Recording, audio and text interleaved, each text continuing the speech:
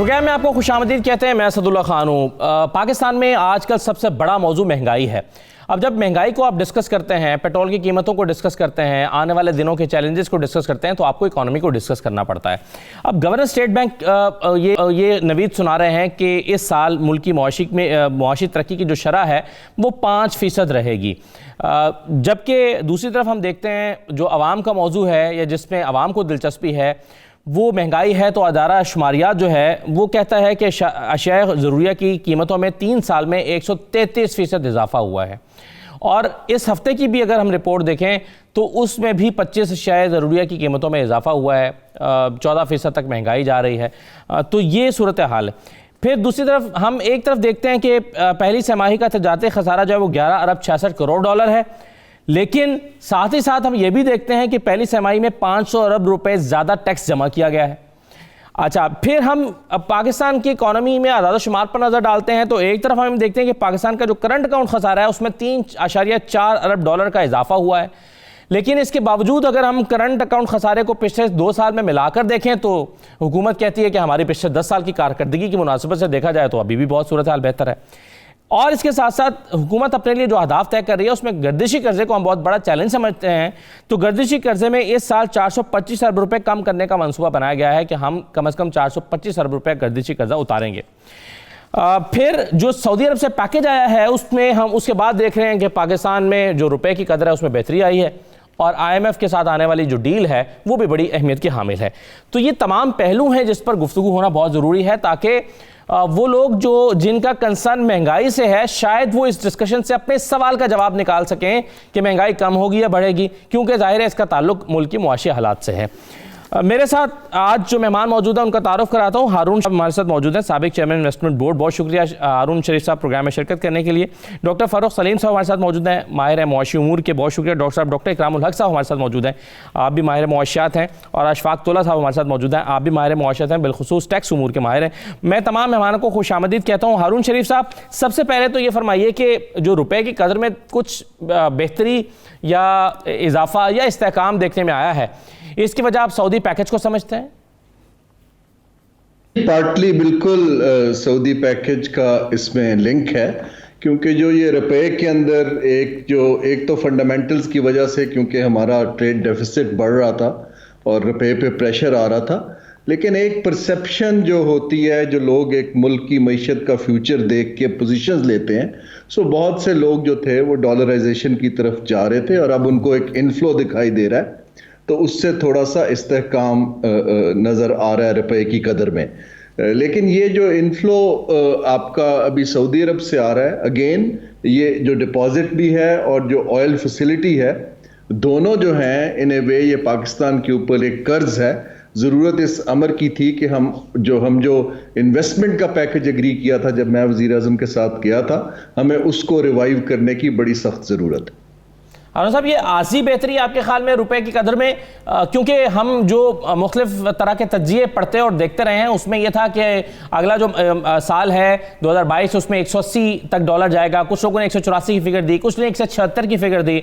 तो ये जो हम डॉलर रुपए को वापस आता हुआ देख रहे हैं, इसी कदर में बेहतरी देख रहे हैं, ये आपके ख्याल में और बेहतर होगा, ये 160 65 62 यहाँ तक आएगा, या फिर ये दोबारा से कुछ अरसे के बाद नेगेटिव ट्रेंड हम देखेंगे? जी, रुपए पर मेरे हिसाब से IMF की ट्रांच अगर आ जाती है तो कुछ उसके ऊपर मजीद मस्बत असर पड़ेगा, रुपए की कदर मुस्तहकम होगी। लेकिन जो स्ट्रक्चरल इकोनॉमी की फॉल्ट लाइन्स हैं जिसको हम एड्रेस नहीं कर पा रहे हैं, हमारा इंपोर्ट पर इन्हिसार एक्सपोर्ट की निस्बत कहीं ज़्यादा है, हमारी प्रोडक्शन और प्रोडक्टिविटी दोनों उस हिसाब से नहीं बढ़ पाई जिस हिसाब से आबादी बढ़ रही है।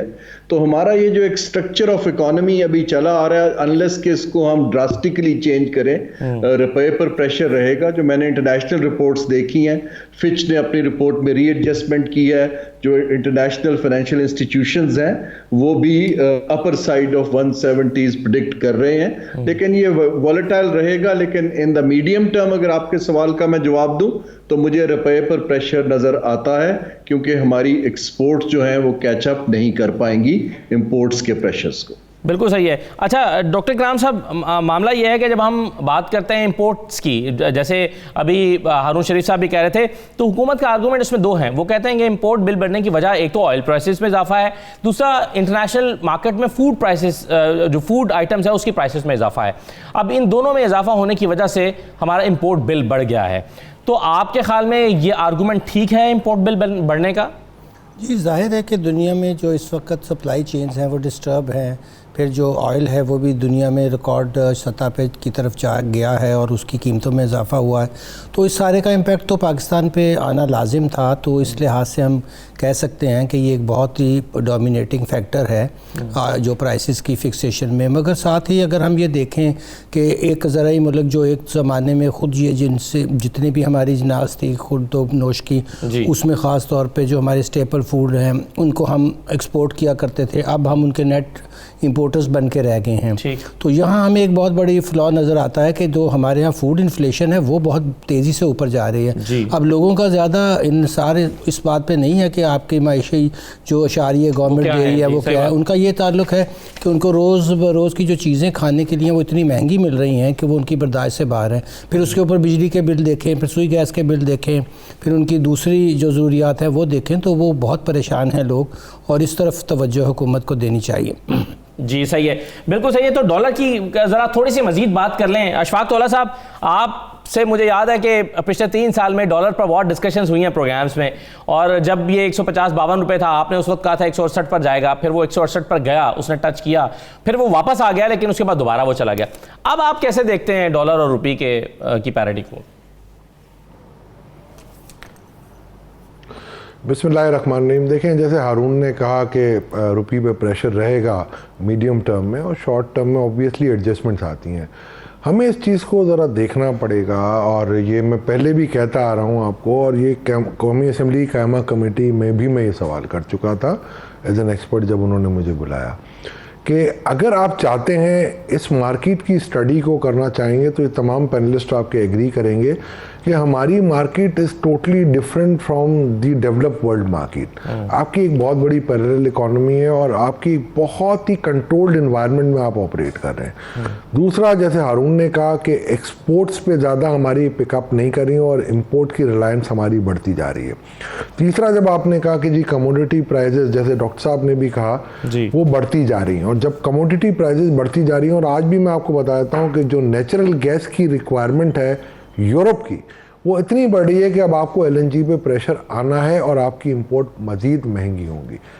अगर उस पर भी आप डिवैल्यूएशन करते हैं, और अगर आप इसके बावजूद आप उसको कंट्रोल नहीं कर पाते जी, तो मैं ये समझता हूँ कि आपकी जब महंगाई बढ़ेगी, और डॉलर का अगर मैं पैरिटी मुझसे आप अगर पूछेंगे मीडियम टर्म में विद इन 1 ईयर, मुझे जो लग रहा है स्टेट बैंक की भी जो कल मैंने देखा, मेरा ख्याल है 180-182 के ऊपर आ रही है, जो मार्क टू मार्केट रिवैल्यूएशन उन्होंने 1 साल की हुई है, जो फ्राइडे एंडिंग की थी। मगर मैं ये समझता हूँ कि इसको कंट्रोल करने के लिए काफ़ी चीज़ें करनी पड़ती हैं। तो पहले एक मरतबा बहुत गलत तरीके से उन्होंने पैरिटी को कंट्रोल करने की कोशिश की थी कि हॉट मनी लेके आए। हॉट मनी की वजह से आपके डोमेस्टिक डेट भी बढ़ गए, डोमेस्टिक डेट की डेट सर्विसिंग भी बढ़ गई, और उनको एडवांटेज मिला जो 2% पे न्यूयॉर्क से लेके यहाँ पर आपको भेज देते थे, और 13.25% उन्होंने ली इंटरेस्ट रेट डॉलर के मद में, और उसमें रिवैल्यूएशन कमाई अलग। इसके बाद कुछ तरीके से हम इसको 152 पे अभी भी लेके आए। मगर आपने ये देखा होगा कि जितना इनफ्लो उन्होंने कोशिश की और जितना ये मार्केट में पंपिंग किया, वो रुपये को कंट्रोल नहीं कर पाए। ये डिवैल्यूएशन जो कंट्रोल नहीं हो पाई थी, और भले हम पिछली हुकूमत को मोरद इल्ज़ाम ठहरा दे कि जी उन्होंने आर्टिफिशियली इसको मेंटेन रखा था, but I can tell you with certainty, मैं आपको इस प्रोग्राम के साथ मैं कह सकता हूँ कि पिछली हुकूमत के शुरू के 3 साल में जो 104 रुपए की डॉलर पैरिटी रही थी, उसमें IMF प्रोग्राम के दौरान एक भी डॉलर या एक भी सेंट हुकूमत के रिजर्व से, स्टेट बैंक के रिजर्व से नहीं पंप इन किया गया था। अच्छा। जब बाद में प्रेशर आया और पॉलिटिकल अनसर्टेनिटी बढ़ी, उस वक्त ये पंप इन किया गया था, और उस वक्त लोनिंग भी आपकी बढ़ी है। अभी आपकी लोनिंग भी बढ़ रही है, आप पंप इन भी करते हैं। अब तो वर्ल्ड बैंक की रिपोर्ट आ गई कि आपने देखा होगा कि जी 1.2 बिलियन डॉलर उन्होंने जुलाई 1 से लेके सितंबर 8 तक उन्होंने डाले, और अभी मजीद डाले। ये रिपोर्ट आनी बाकी है, और मेरा ख्याल है ये पब्लिक इन्फॉर्मेशन होनी चाहिए कि हमें पता चले एज ए पाकिस्तानी कि कितना पंपिंग करें, ये इनके लिए नहीं हर हुकूमत के लिए होनी चाहिए। तो हमें पता चलेगा कि क्या एफिशिएंसी है और किस तरीके से हम ओपन मार्केट ऑपरेशन, जिसको हम एक बहाना देते हैं रीर और नीर, उसके हिसाब से अगर मैं देखने जाता हूं तो क्या पैरिटी बनती है और क्या हम पंपिंग कर रहे हैं। तो ये मेरा ख्याल है, मुझे आगे जैसे हारून की बात से मैं एग्री करूंगा कि ये मेरा ख्याल है मीडियम टर्म और लॉन्ग टर्म में हमारे लिए बहुत ज़्यादा प्रॉब्लम है, बिकॉज कि हमारी इकॉनमी के फंडामेंटल ठीक नहीं है। हमारी इकॉनमी इस वक्त सेकेंडरी स्टेज पे प्रोड्यूस एंड सेव में हमें होना चाहिए। हमारे बेसिक एजेंट ऑफ जो ग्रोथ है उन पे हमें तवज्जो देनी चाहिए। हम टर्चरी इकॉनमी पे मूव कर जाते हैं। हम अपनी फिगर देते हैं कि देख गाड़ियों की सेल कितनी हो गई। अरे भाई, गाड़ियों की सेल इस वक्त आपके लिए फंडामेंटल नहीं है। आपके लिए जो सबसे बड़ा फंडामेंटल है कि जी आपकी सेविंग कितनी हो रही है, आपकी कैपिटल फॉर्मेशन कितनी हो रही है, आपके यहाँ इन्वेस्टमेंट कितनी हो रही है, आपकी एफडीआई कितनी आ रही है। ये चीज़ों की फंडामेंटल आपको देखनी चाहिए, हमें ये नहीं दिखाना। और ये एक्सपोर्ट्स की भी अगर जो कोई कहता है कि जी बड़ी है, तो जैसे डॉक्टर साहब ने कहा कि कमोडिटी मार्केट में कमोडिटी की प्राइसेस इतनी बढ़ गई है। जैसे आप कॉटन की मिसाल ले लें जी, क्वांटिटी वाइज हमारी ग्रोथ नहीं आई है। हमारी ग्रोथ सिर्फ प्राइस एडजस्टमेंट की वजह से और महंगाई की वजह से ये आई है। तो आई थिंक ये प्रेवलेंट अगर रहेगा तो इकोनॉमी 5% नहीं, आप 6% पे भी ग्रोथ कर लें, आपकी एम्प्लॉयमेंट अपॉर्चुनिटीज जनरेट नहीं होंगी। ठीक है, बिल्कुल सही है।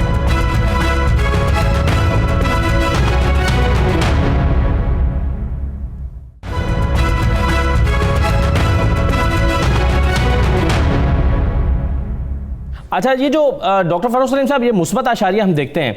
मैं आप चूँकि बहुत सादा ज़बान में आवाम के इश्यूज़ को एड्रेस करते हैं और इसमें महारत रखते हैं बाकी मेहमानों की तरह, मुझे ये बताइए सर कि ये आवाम जो तवक्को लगाए बैठे हैं कि महंगाई कम हो जाएगी या महंगाई कम होनी चाहिए या हमारा मसला महंगाई है, ये तमाम आशारिया जिनकी हम बार बार दोहरा के बात करते हैं, आगे जाकर हम मज़ीद बात करेंगे, इसका महंगाई पे क्या इम्पैक्ट पड़ने वाला है। 133% जो है ये हम देख रहे हैं 3 साल में हुई है, फिर 12%, 14% पर जा रही है। ये कुछ कमी इसमें वाक़ई होने की तवक्को है? देखिए खान साहब, पहली दफ़ा शायद ऐसे हुआ है कि तीनों पैनलिस्ट जो आपके साथ बैठे हैं उन्होंने जितनी बातें की हैं मैं तकरीबन सभी से एग्री करता हूँ। सभी ने बड़े पते की बात की है। एक बात जो इसमें रह गई है वो है अनसर्टेनिटी, गैर यकीनी की फज़ा जो होती है। बिजनेस का, इकोनॉमी का जो सबसे बड़ा दुश्मन है वो गैर यकीनी की फज़ा होती है। और हमारे यहाँ आप देख लीजिए कि सियासी गैर यकीनियाँ कितनी सारी हैं। सिविल गवर्नमेंट का एस्टैब्लिशमेंट के साथ क्या फ्यूचर होने चला है। पीटीआई की तकरीबन ऑपोजिशन से उनकी लड़ाई है, बड़ी सख्त किस्म की लड़ाई है। बाइडन के साथ, अमेरिका के साथ कुछ हालात ठीक नहीं है। चाइना के साथ गैर यकीनी की फज़ा रहती है। FATF के साथ क्या होने वाला है, IMF के पैकेज में जाएंगे या नहीं जाएंगे। फिर बहुत सारी आप सोचिए कि माशी गैर यकीनियाँ इसके अंदर हैं कि रुपी डॉलर की पैरिटी फ्यूचर में क्या होने वाली है। तो ये गैर यकीनी की फज़ा जो है, चाहे वो सियासी हो या वो माशी हो, ये कहा जाता है कि ये बिजनेस और इकॉनमी की बड़ा सख्त जो है वो दुश्मन होती है। महंगाई के हवाले से असल मामला वही है और आसान तरीन, मतलब आपने इब्तदाइया जो शुरू किया था वो आवाम के हवाले से किया था और उसके बाद फिर बड़ी टेक्निकलिटीज़ हमने जो है वो सुन ली हैं। 98% पाकिस्तानी जो कहते हैं, जब सर्विस जो हमने देखा है मोस्ट रिसेंट वाला, उसमें वो कहते हैं कि उनका जो अव्वलीन प्रॉब्लम है, सबसे बड़ा चैलेंज है, वो महंगाई है। अब महंगाई, अब पाकिस्तान के हवाले से अगर महंगाई के सिक्के को देखा जाए तो उसके 2 रुख नज़र आते हैं। देखिए, एक तो बड़ा क्लियर कट रुख है जिसको आप समझिए कि आटा या चीनी, ये पाकिस्तान में हम इसको प्रोड्यूस किया जाता है, पाकिस्तानी फार्मर्स को रुपयों में इसकी रकम दी जाती है। हुकूमत खुद से सपोर्ट प्राइस फिक्स करती है, गंदम की भी, गन्ने की भी। इन चीज़ों में अगर पिछले 3 सालों में 100% से ज़्यादा इजाफा हो गया है तो यहाँ पे फिर हुकूमत की कई नाअहली लगती है। उनकी सप्लाई चेन मैनेजमेंट को अगर आप ज़िम्मेदार ठहरा लें या सिंपली ये कह दें कि उनके पास सीरियसली कोई माशी पॉलिसी ही नहीं है, क्योंकि उनका 100% फोकस जो है वो सियासत के ऊपर रहा है। दूसरा रुख जो है उसी महंगाई के सिक्के का, वो ऐसी चीज़ें हैं जो हम मुल्क के बाहर से इम्पोर्ट करते हैं। जैसे पेट्रोल इंपोर्ट हो रहा है, डीजल इंपोर्ट होता है, वो अब पिछले साल $37 का बैरल था, अब वो 80-85 पे चला गया है। पाकिस्तान तकरीबन 85% अपनी रिक्वायरमेंट जो है वो बाहर से इंपोर्ट करता है। तो उनकी कीमतें अगर आलमी मंडियों में बढ़ती हैं तो यकीनी बात है कि पाकिस्तान में भी उनकी कीमत अब बढ़ानी पड़ेगी। कोयला आप देख लीजिए कि वो कोई $60 का टन था, वो $200-250 टन पे चला गया है। हम कोयला $2 या $3 बिलियन का इंपोर्ट कर लेते हैं, बिजली घर चल रहे हैं हमारे उससे। इसी तरह LNG जो है वो $10 का स्पॉट बिका करती थी, अब वो $40-50 पे चली गई है। तो वो दो सिक्के हैं, एक तो आटा, चीनी, बिजली शायद उसमें हम शामिल कर लें, वो भी पाकिस्तान में बनाई जाती है, और दो उसका इनपुट जो है वो हम मोस्टली इंपोर्ट करते हैं। लेकिन आम आदमी का इन इशारियों से कतई कोई ताल्लुक नहीं। वो सिर्फ ये कहता है कि मेरे घर में 3 या 4 बच्चे हैं और औसतन 125 किलोग्राम आटा हर पाकिस्तानी बच्चा, बूढ़ा, मर्द और औरत साल का कंज्यूम करता है। वो पहले $35 किलो था, अब वो चला गया है 70-75 पे। तो क्या वो नीचे आएगा, या क्या मेरी तनख्वाह ऊंची जाएगी, बढ़ जाएगी, ताकि मैं उस खसारे को कवर कर लूं? तो एक अगर आप पिछले मेरे ख्याल 1960 से लेके सन 2018 तक अगर आप पर कैपिटा इनकम देखें पाकिस्तान की, तो वो मुसलसल बढ़ती रही। 2018 में वो पीक कर गई थी कोई $1450 पे। तो ये पहली दफा पाकिस्तान की माशी तारीख में ऐसे हुआ है कि एक दो धारी तलवार चली। एक तो महंगाई हो रही है, और दूसरी उसके साथ साथ हमारी औसतन आमदन जो है वो 2018 के बाद मुसलसल 3 साल 2 साल हो गए हैं कि वो गिरती चली जा रही है। ठीक है, बिल्कुल सही है। और ये दो धारी तलवार आप इसको कह रहे हैं। एक आपने बात की कि गैर यकीनी की सूरत हाल ये मईशत की दुश्मन है। हारून साहब, हम जो IMF के साथ डील कर रहे हैं इसके दो पहलू हैं। एक तो ये कि ये अगर आता है तो इससे गैर यकीनी की सूरत हाल में कमी होगी, जो कि मईशत के लिए बेहतर है। इससे इन्वेस्टर का एतमाद बढ़ेगा, मार्केट की सूरत हाल बेहतर होगी, स्टॉक मार्केट में बेहतरी आएगी। लेकिन दूसरी तरफ आवाम इसका तासुर IMF के पैकेज के बारे में हमेशा ये होता है कि इस पाकिस्तान जब शराइत मानेगा, टैक्सेस में इजाफा करेगा, वो जिन शोबों में छूट है वो छूट खत्म होगी, बिजली महंगी होगी, तो उसका इंपैक्ट जो है वो आवाम के ऊपर आएगा। तो IMF के साथ अब क्या डील हो रही है आपके ख्याल में? ये कितना बेहतर है, कितना नुकसानदेह है, कितना चैलेंजिंग है पाकिस्तान के लिए और आवाम के लिए? जी, ये आपने बड़ा पर्टिनेंट एक टॉपिक रेज किया। देखें, पहले तो आसान अल्फाज में ये समझने की ज़रूरत है कि जब हम IMF प्रोग्राम में रहते हैं और उनसे निगोशिएट करते हैं, तो हम उस वक्त एक स्ट्रक्चरल एडजस्टमेंट या स्टेबलाइजेशन की फेज़ में होते हैं, वो इकोनॉमिक ग्रोथ की फेज़ में नहीं होते हैं। तो जो IMF है वो आपके जो उनका 5 नुकाती प्रोग्राम चला आ रहा है, जो 1 साल के लिए सस्पेंड हो गया था, ये जो हमने एक बबल देखा, जिसको मैं बबल का लफ्ज़ करूँगा इकोनॉमिक ग्रोथ का, और जिसको हमारे बहुत से दोस्तों ने जो कि इस वक्त साहब इक़्तिदार हैं, उन्होंने कहा कि अब ग्रोथ का पहिया चल पड़ा है, सस्टेनेबल डेवलप ग्रोथ आगे हमें दिख रही है। तो कोई भी आदमी जो फंडामेंटल्स को, इकोनॉमी को समझता है, जो इस वक्त आज की सूरत हाल है, ये यहीं पर आनी थी, क्योंकि वो एक टेम्परेरी फिनोमेना था। अब IMF की जो सर्टेनिटी है जी, वो तो ये है, ख़ास तौर पे वो इंटरनेशनल लेंडर्स के लिए बहुत ज़रूरी है। ये समझने की बात है कि हमारी जितनी करंट अकाउंट के डेफिसिट्स हैं वो इंटरनेशनल बोरोइंग से फाइनेंस होते हैं, ना कि वो फॉरेन डायरेक्ट इन्वेस्टमेंट से फाइनेंस हो या एक्सपोर्ट की अर्निंग से फाइनेंस हो। तो जिस मुल्क का कर्ज़ों पे इन्हिसार होता है, उसके लिए IMF का सर्टिफिकेट मज़ीद ज़रूरी हो जाता है, ताकि लोगों को कॉन्फिडेंस आए कि ये लोग अपना कर्ज रीपे कर पाएंगे। IMF जो है वो पावर सेक्टर के ऊपर उनकी बड़ी क्लियर प्रायर एक्शंस हैं, जिसके अंदर वो कहते हैं कि आप अपने गैप्स को घटाइए। वो टैक्स टू GDP की रेशियो को 5% बढ़ता देखना चाहते हैं, जो कि हम नहीं कर पा रहे हैं। तो इसलिए वो प्रेशर्स भी आएंगे कि आप टैक्सेशन का टारगेट बढ़ाइए। इसी तरह वो जो रूपी डॉलर की पैरिटी है, उसको वो मार्केट फोर्सेस पे देखना चाहते हैं। तो ये चीज़ें तो हमारी ऑलरेडी उनसे अग्रीड हैं। अभी सूरत हाल इस वक्त ये है, क्योंकि हुकूमत इलेक्शन की तरफ जा रही है, तो वो कुछ वेवर्स उनसे मांगेगी कि जी हमें कुछ रिलैक्सेशन कर दीजिए, कि हम इन चीज़ों को ज़रा थोड़ा सा बजाय इसके कि इस साल अचीव करें, हमें और टाइम दे दें। जो वेवर्स होते हैं, क्योंकि मैं दूसरी साइड से बहुत सालों से इसको देखता आ रहा हूँ, ये जो वेवर्स का एक सियासी एंगल है जिसकी तरफ डॉक्टर फारूक सलीम ने इशारा किया है, क्योंकि ये जो इंटरनेशनल फाइनेंशियल इंस्टीट्यूशंस हैं ये भी क्यों अपने बड़े शेयर होल्डर से लेते हैं, तो वो हमारी डिप्लोमेसी पे डिपेंड करेगा कि आया उनको हमारी कितनी ज़रूरत है और हमें वेवर मिलता है या नहीं मिलता है। अदरवाइज ये प्रोग्राम का रिवाइवल स्टैंडर्ड कंडीशंस पर होगा जिसमें इकोनॉमी को कॉन्ट्रैक्ट किया जाएगा। जो हम बात कर रहे थे कि हम ग्रोथ की तरफ जा रहे हैं, वो IMF प्रोग्राम के अंदर जब तक स्टेबलाइजेशन नहीं हो पाती उनके मयार के मुताबिक, वो मुश्किल दिखाई दे रहा है। तो हारून साहब, क्या हम सादा जबान में ये कह लें कि IMF के प्रोग्राम के अप्रूवल के साथ ही या इसकी इम्प्लीमेंटेशन के साथ ही आवाम पर थोड़ा सा बोझ बढ़ेगा, चाहे वो टैक्सेस की शक्ल में हो या महंगाई की सूरत में वो रिफ्लेक्ट करे? खासा बोझ बढ़ेगा। सिर्फ हमारे जो बाहर के लेंडर्स हैं उनको एक कंफर्ट मिलेगी कि जो हमारे कर्जे अगर रुके हुए हैं या नहीं टाइमली आ रहे हैं तो वो रिलीज होना शुरू हो जाएंगे।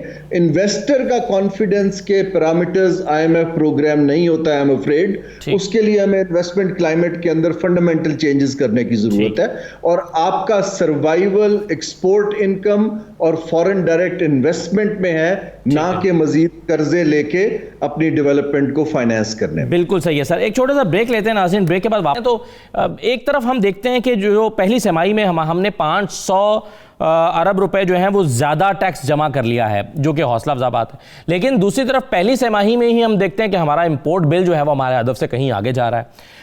तो कहीं कुछ जगहों पर बेहतरी दिख रही है, कुछ जगहों पर हम कमज़ोरी हमें नज़र आ रही है। तो इन दोनों चीज़ों को मिलाकर देखें तो ओवरऑल क्या हमारे सामने तस्वीर आती है? ओवरऑल बेहतर हुआ है या ओवरऑल हमारी सूरत हाल कमज़ोर है? ब्रेक के बाद वापस आते हैं जी।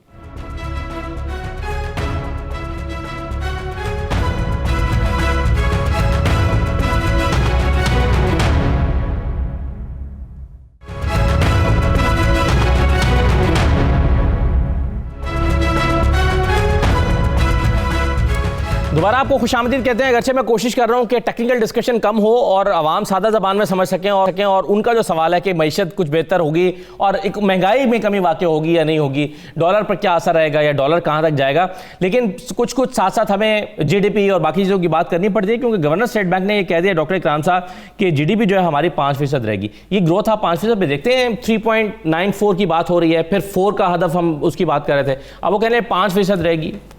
जी, मेरा ख्याल है कि आने वाले दिनों में इसका इन्हिसार इस बात पे होगा कि IMF के साथ हमारा जो बकाया प्रोग्राम है वो कामयाबी की तरफ जाता है या नहीं जाता। अच्छा। अब हमने महसूलात में कुछ इजाफा दिखाया है, मगर आप देखें कि जो दूसरी तरफ नॉन टैक्स रेवेन्यू है वो नोज डाइव कर गए हैं। मालियाती खसारा जो है वो पहले हमारे जो क्वार्टर में बहुत जो है वो 4 महीने में देखें तो वो फिर उसी शरह पे जा रहा है। तो जब आपको वो कहेंगे कि आप अपने फंडामेंटल दुरुस्त करें, तवानाई का मसला हल करें, आप अपने महसूलात को ठीक करें, हम ये चाह रहे हैं कि जी पेट्रोल की प्राइसेस ना बढ़ें, इसलिए हमने अब टैक्सेस पे भी उन्होंने कहा कि जी यहीं पे रहने दीजिए, तो होगा क्या, फिर हमारा वही कर्जा बढ़ेगा, डेट सर्विसिंग बढ़ेगी। तो जब IMF कहेगा कि जी आप अपना जो है वो बेल्ट टाइट करें, तो फिर ये ग्रोथ के ऊपर भी इसका असर आएगा। तो अभी एक क्वार्टर की या 4 महीने की परफॉर्मेंस पे 5% कहना जो है वो मेरे ख्याल में एक जो है वो बहुत हकीकत पसंदाना बात नहीं हो सकती है। आने वाले दिनों में देखना होगा कि पाकिस्तान की मईशत के अंदर ये पैदावारी लागत के मसले हैं, इंपोर्ट सब्स्टिट्यूशन के प्रॉब्लम हैं, हमारी बढ़ती हुई इंपोर्ट्स के मसाइल हैं। डॉक्टर साहब, किन चीज़ों में बेहतरी होगी तो महंगाई में कमी होगी? सादा ज़बान जी, जब तक हम अपनी जो पैदावारी लागत है उसको कम नहीं करते हैं, टैक्सों के निज़ाम को दुरुस्त नहीं करते हैं, जब तक हम फार्मर्स की जो है वो ग्रोथ को जो है वो इस तरह नहीं लाते कि वो आप उसको स्पोर्ट प्राइस दे देते हैं मगर उसकी इनपुट्स महंगी हो जाती हैं, बिजली महंगी हो जाती है, डीज़ल वो जो इस्तेमाल करता है वो महंगा हो जाता है, तो फिर अल्टीमेटली उसको भी फ़ायदा नहीं होता, मिडल मैन भी पैसा कमाता रहता है और एंड पर जो यूज़र है बेचारा जो अवाम है उसको तो महंगी ही चीज़ें मिलती हैं। तो ये फंडामेंटल रिफॉर्म ठीक करना, मार्केट्स की फोर्सेस को दुरुस्त करना, एक परफेक्ट मार्केट प्लेटफॉर्म बनाना, ये सारी चीज़ें जब तक नहीं होंगी तो हम महंगाई में खातर खा जो है कमी नहीं कर सकते। ठीक है, आपने टैक्सेस की बात की तो इसमें इशफाक तौला साहब, जो टैक्सेस हैं पहली तिमाही में 500 अरब रुपए ज़्यादा टैक्स हमने जमा किया है, ये कितनी बड़ी कामयाबी है और इसका ये किस तरह से पॉजिटिवली हम इसको देख सकते हैं और इसका क्या इम्पैक्ट आता है? देखिए, ये इंपोर्ट बेस्ड जो टैक्सेशन हुआ और मेरा ख्याल है उसमें दूसरी तरफ अगर मैं देखता हूँ सिक्के के दूसरे रुख पे, तो पेट्रोलियम लेवी थी वो 150 बिलियन से आपने कम वसूल की है जी। और अगर मैं देखता हूँ, अगर हम दोनों तरफ अगर इन अशारियों को देखते हैं तो वो जो 500 अरब हमने लिया है वो डिविजिबल पूल का आता है, और डिविजिबल पूल से आपका 58.5% सूबों को और चला जाता है, और बाकी 1.5% गिलगित बल्तिस्तान और कश्मीर को चला जाता है। तो उसका 40% आपके पास रहता है। दूसरी तरफ जो पेट्रोलियम लेवी है, जो खालिसतन मरकज़ी हुकूमत की जो लेवी है, उनकी कंट्रीब्यूशन है, उसमें कमी वाकई हुई है।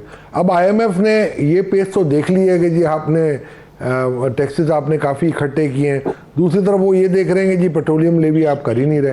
जब आप पेट्रोलियम लेवी बढ़ाएंगे अपना, और जब आप उसको 600 अरब का जो टारगेट था उसकी तरफ लेके जाने की कोशिश करेंगे, तो महंगाई में इजाफा हो जाएगा। और दूसरी तरफ जब आप तो फिर इसका क्या मतलब है तौला साहब, ये सही कदम था पेट्रोलियम लेवी को कम करने का? क्योंकि आप एक तरफ कह रहे हैं कि जी रेवेन्यू गवर्नमेंट के पास कम हुआ है, दूसरी तरफ जाहिर है आवाम को के ऊपर महंगाई का इंपैक्ट कम करने के लिए ये कदम उठाया गया है ताकि पेट्रोल महंगा कम महंगा हो और महंगाई कम हो। तो ये सही कदम था या गलत कदम था?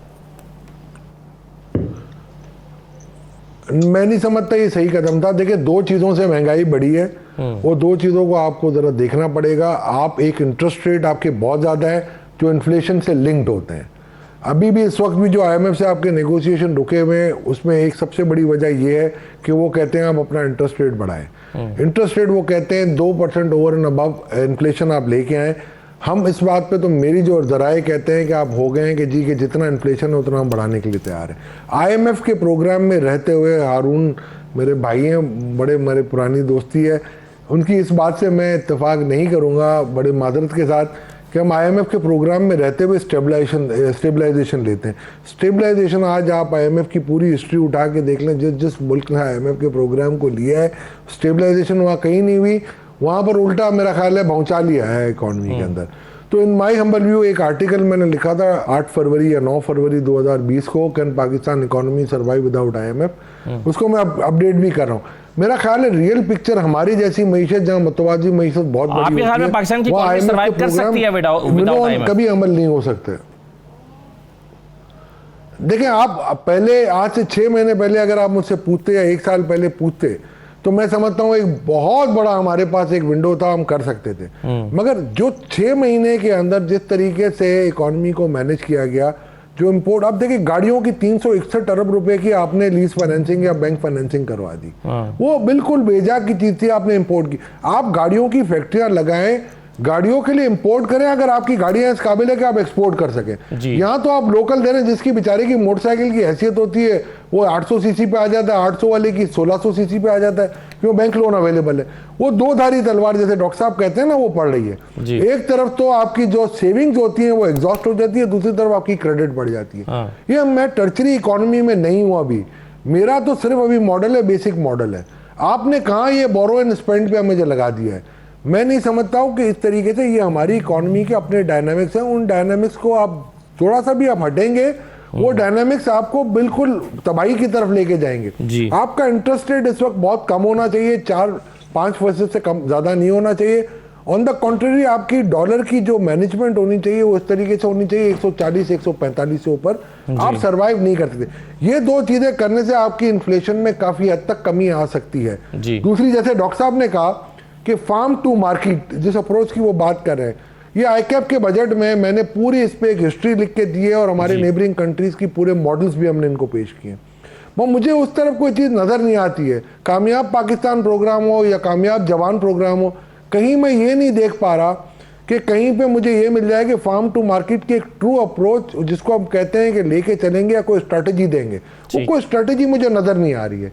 तो वो जो सारी चीज़ें हैं, जैसे फारूक साहब ने भी कहा कि अपना जो सप्लाई चेन मैनेजमेंट में भी एक फुकदान है इनका, कहीं से कंट्रोल नहीं हो रही है। इंपोर्टेड चीनी आप 125 रुपये बेचने के लिए तैयार हैं, लोकल चीनी आप बोले 89 रुपीज़ 75 पैसा देंगे।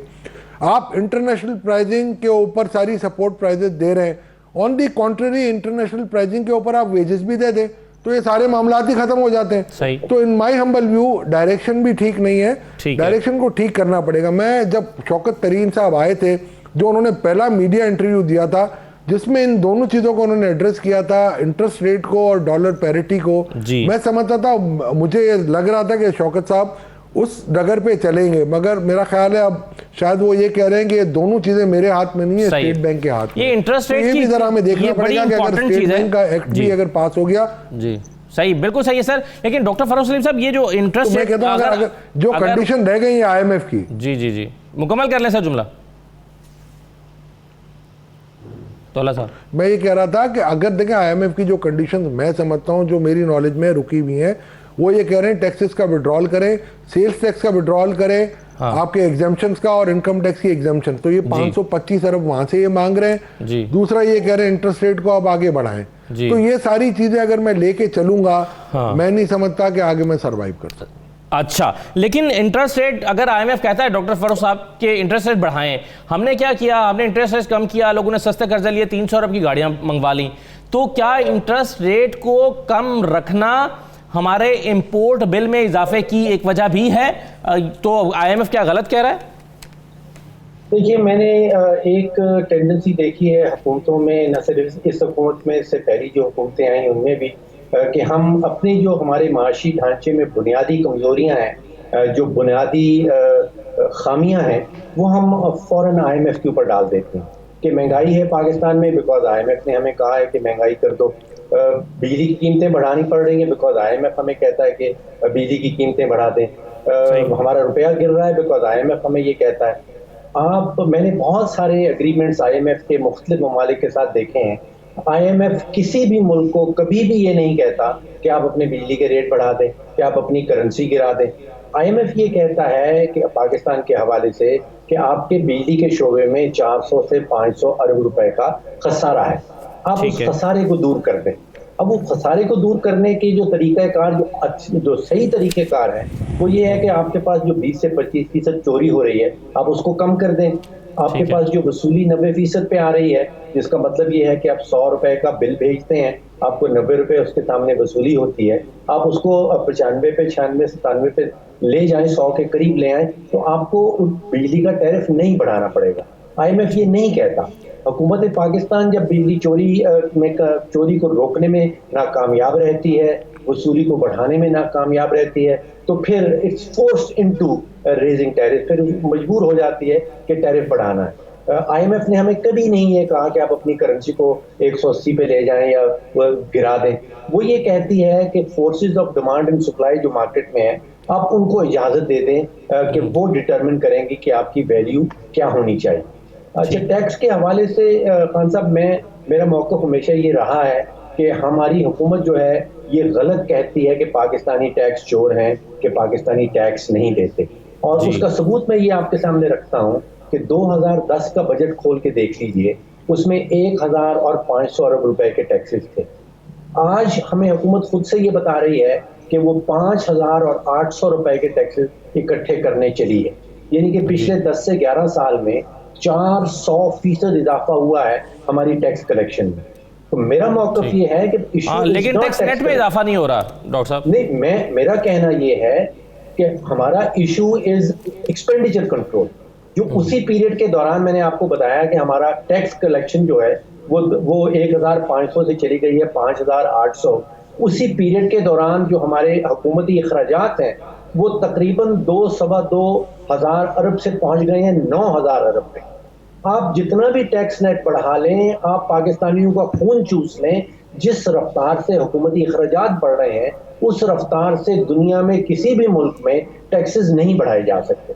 तो फोकस ही गलत है। फोकस टैक्सेस के ऊपर नहीं होना चाहिए, फोकस अखराजात कम करने पे होना चाहिए। इतनी तेजी से अखराजात बढ़ रहे हैं कि टैक्सेस की कलेक्शन उतनी तेजी से बढ़ ही नहीं सकती।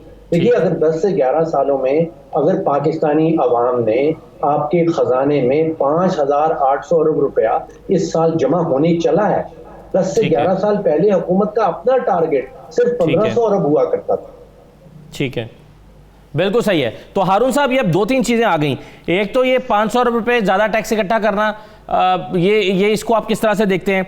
दूसरा, ये जो इंटरेस्ट रेट बढ़ाने की बात IMF कर रहा है, ये हमने इंटरेस्ट रेट को दुनिया में कहीं पर शायद कभी ममालिक में इतनी मिसाल मिलती होगी कि हम इसको इतना लो लेवल पर ले आए और उसका इंपोर्ट्स की शक्ल में नेगेटिव इम्पैक्ट आया। लोगों ने कर्जे लेकर शायद गाड़ियाँ खरीद ली और हम जो है वो या और भी इसके हम कुछ और पहलू देख सकते हैं। लेकिन आप इन चीज़ों को कैसे देखते हैं? नेगेटिव है, पॉजिटिव है? IMF की डिमांड सही है, गलत है? लेकिन ये एक मिक्स्ड इस वक्त इसका सिग्नल्स जा रहे हैं। मैं जो इस वक्त अर्ज ये करना चाह रहा हूं कि आईएमएफ के पास तो एक कोई भी मुल्क खुद से जाता है जब उसको बेल आउट चाहिए होता है। बेल आउट का एक स्टैंडर्ड पैकेज बना हुआ है, अगर उस वक्त शायद हम बेहतर निगोशिएट कर लेते शुरू में तो कुछ रूम होता, लेकिन अब जैसे मैंने पहले कहा कि वेवर्स का मुझे इतना रूम नहीं दिखाई दे रहा और हमें उसको उसी तरह से आगे देखना होगा। जो चैलेंज मुझे नजर आ रहा है अब मुझे शॉर्ट टर्म में, एक अगर मैं पॉलिटिकल इकोनॉमी के सिंपल अल्फाज में बात करूं कि अब इस स्टेज पर जबकि हुकूमत अगले 1.5 साल में इलेक्शनियरिंग की तरफ जा रही है, उनके लिए इकोनॉमी को कंप्रेस करना या कॉन्ट्रैक्ट करना एक सियासी तौर पे बड़ा मुश्किल डिसीजन है, क्योंकि इसका मतलब यह है कि आपको अखराजात घटाने पड़ेंगे, आपको स्टेट ओन्ड एंटरप्राइजेस को बेचना पड़ेगा। ये सारी चीजें एक populist sentiment of A political government के लिए मुश्किल होती हैं और वो अपने टेन्योर के आखिरी सालों में यूजुअली नहीं करते। उसका हल क्या होगा? या तो आप आईएमएफ का प्रोग्राम कंप्लीट नहीं करेंगे, जो हमने पहले भी नहीं किया बहुत दफा, या ये है कि फिर जब अगली हुकूमत आएगी तो वो एक रीनिगोशिएट करेगी प्रोग्राम।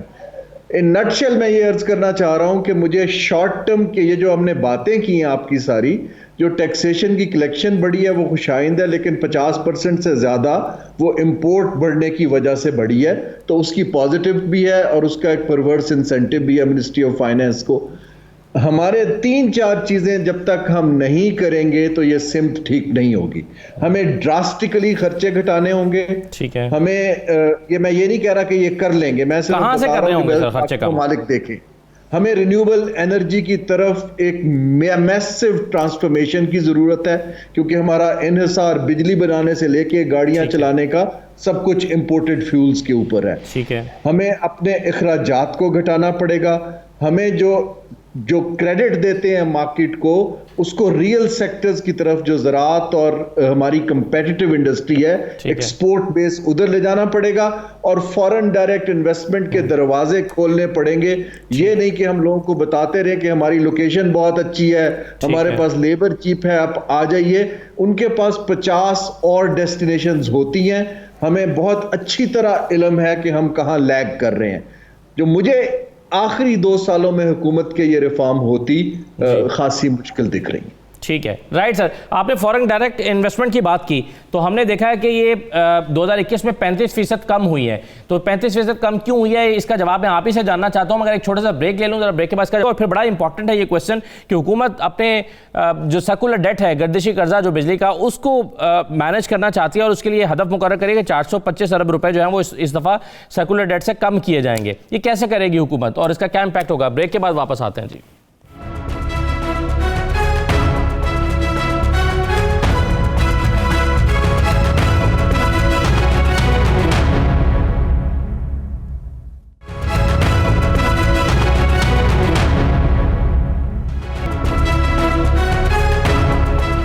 दोबारा आपको खुशामदीद कहते हैं। मैं 5-6 मिनट है मेरे पास और मैं क्विकली चाहूंगा कि तमाम मेहमानों के सामने एक सवाल रखूं और चारों ही सवाल बड़े इंपॉर्टेंट है। पहला सवाल हारून साहब ये है कि ये आप फॉरेन डायरेक्ट इन्वेस्टमेंट की बात कर रहे थे, 35% कमी वाकई हुई है 2021 में। कोविड का इम्पैक्ट है, कोविड तो गुजर गया, या वजूहात कुछ और देखते हैं आप? जी, इसकी मेन वजह यह है कि देखें, जो इन्वेस्टमेंट हमें मेनली चीन से आ रही थी या टेलीकॉम सेक्टर वगैरह से जो कंपनी है उसमें आ रही थी, हमें इस वक्त कोविड की वजह से और मल्टीपल फैक्टर्स और ये अफगानिस्तान के फैक्टर से ये एक्सपेक्ट करना कि चीन या बाकी ममालिक यहाँ आके नई फैक्ट्रियाँ लगाएंगे, ना तो हमारे इकोनॉमिक जोन्स अभी उस लेवल पर तैयार हैं, ना हमारी परसेप्शन सिक्योरिटी की उस लेवल पर है कि वो हो पाए।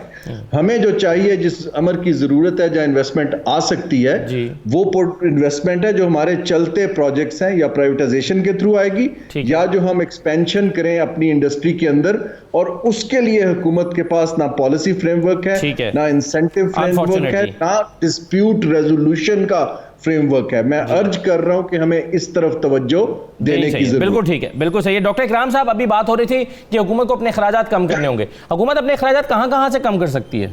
जी फ़िलहाल तो सूरत हाल बहुत ख़राब है कि इतना ज़्यादा टैक्स इकट्ठा करने के बावजूद जो भी ज़ाहिर है कि इंपोर्ट बेस ज़्यादा है और उसमें ब्रॉड बेस नहीं है और खामखा टैक्स पे ज़ोर भी है, तो फिर भी आप देखिए कि 70% उसका जो है वो तो या तो डेट सर्विसिंग में जा रहा है या डिफेंस में, बल्कि डिफेंस भी बहुत हद तक बोरिंग पे चला गया है।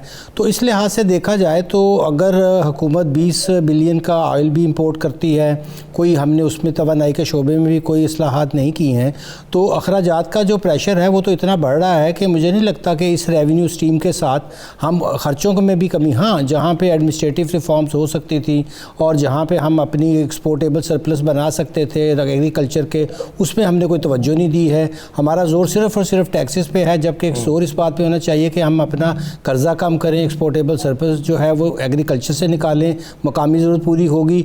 अगर उसकी कीमत कम आती है तो हमें फूड सिक्योरिटी में भी बहुत हद तक हमें जो है काबू पाएंगे और महंगाई पे भी काबू पाएंगे। मगर अगर हम टैक्सेस ही लगाते रहे और अखराजात कम नहीं किए, इस लिहाज से अपनी पैदावारी लागत कम नहीं की, तो फिर हम हर तरफ से जो है वो अपने कोई भी इशारियत ले लें, हम कोई मालियाती ना तो मुस्तहकम हो सकेंगे और ना ही एक बढ़ती हुई मईशत जिसमें के लोग इन्वेस्ट करें, ना ही यहाँ FD की क्या आएगी, यहाँ तो लोकल लोग भी इन्वेस्ट करने को तैयार नहीं है, कोई रोज़गार नहीं है। तो ये बड़े संजीदा मसाइल हैं और इसके ऊपर तवज्जो देने की ज़रूरत है। अशफाक तौला साहब, ये जो गर्दिशी कर्जा हम हदफ बना रहे हैं कि 425 अरब रुपए इस माली साल के अख्ताम में कम करेंगे, ये कैसे होगा आपके ख्याल में? ये मुमकिन है 425 रुपया कम कर देना गर्दिशी कर्जे में से?